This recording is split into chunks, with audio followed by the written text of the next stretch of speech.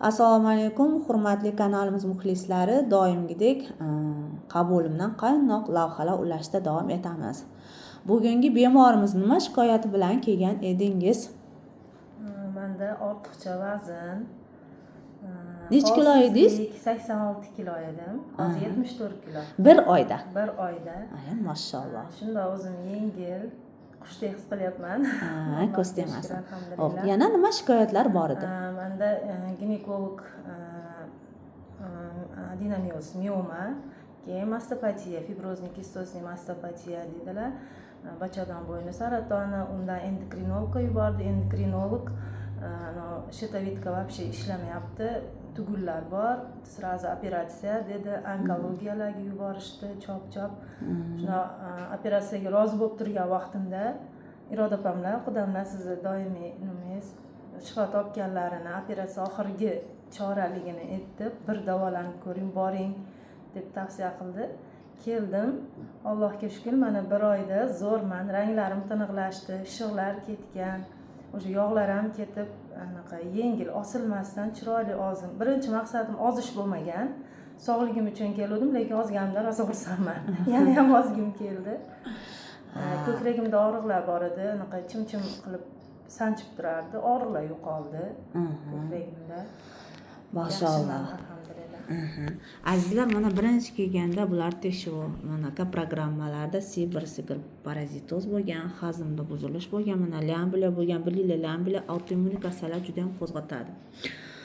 Xo'p, remofaktor balandroq bo'lgan, undan keyin mana gamma-sistemni ko'ringlar, baland bo'lgan bemorda, kalprotektinni ko'ringlar, mana 140.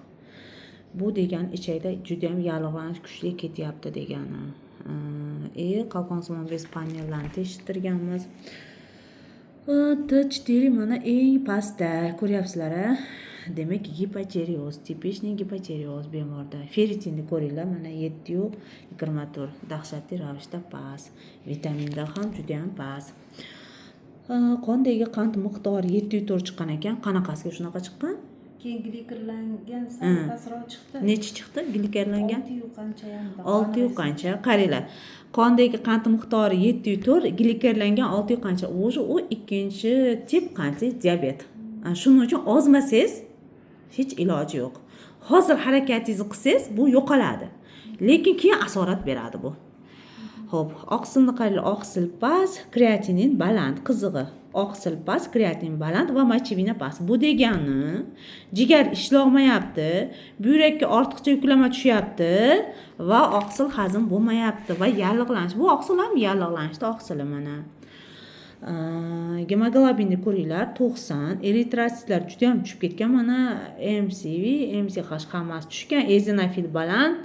2 уже eozinofil yo'q. Eozinofil baland bu parazitni bildiradi. Mana fibrozniy mastopatiya. Mana bu yerda mana qalqonsimon bezni o'zilari bemorimizdagi.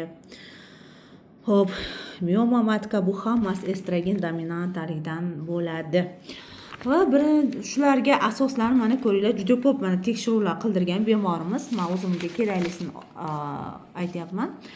Va bemorga sibir parazitoz, jigar detoksining buzilishi, tugunli buqoq, fibroadenoma, adenomyoz, temir tanqisligi, kamqonligi, gipergammatsistinemiya deb tashxis qo'yilgan. Ichak o'tkavchaligini ortiq ham bor. Demak, birinchi etapda ichak shilliq qavati bilan ishlaganmiz va shunda shunchalik natija.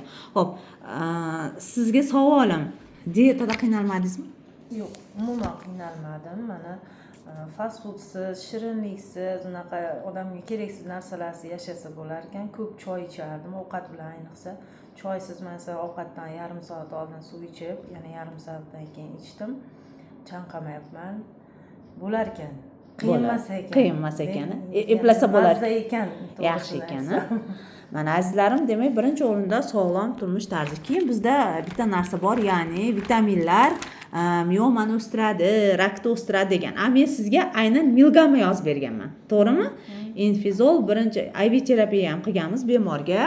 Chunki juda ham to'kilib, holsiz holatda kelgan oldimga IV terapiya Ha, asabiy. Uyqular hozir yaxshimi? Energiya yaxshimi? Yaxshi, energiyam yaxshi. Ichki kelishingiz qanaqa?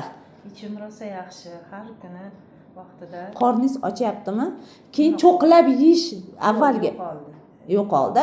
Chanqashchi mana glikerlangan gemoglobin baland bo'lgan. Hozir chanqash qanaqa bo'lyapti? Chanqayapman. O'zimda qandaydir baribir komfort yengilda mazza bo'lib qolganman. Allohga shukr. Maşallah. Bu birinchi etapida azizlarim, endi ikkinchi etapga o'tamiz, keyin uchinchi etapga Xudo xolasa va ko'ramiz. Xudo xolasa yana bitta video qilaman. Aynan kelganingiz bir eslating, glikerlangan gemoglobin qayoqqa o'zgardi? Qandli diabet nima bo'ldi va mioma matka mana bu qalqonsimon bez gormonlari qayoqqa qarab ketdi? Xudo xolasa keyingi yana bitta ikkita etapdan keyin sizlar bilan yana tahlillar qildirib jonli efirda yana gaplashamiz Xudo xolasa. Meni esimdan chiqsa, mabodo eslatib qo'yasiz. Xo'p, xo'p. Sog' salomat bo'linglar.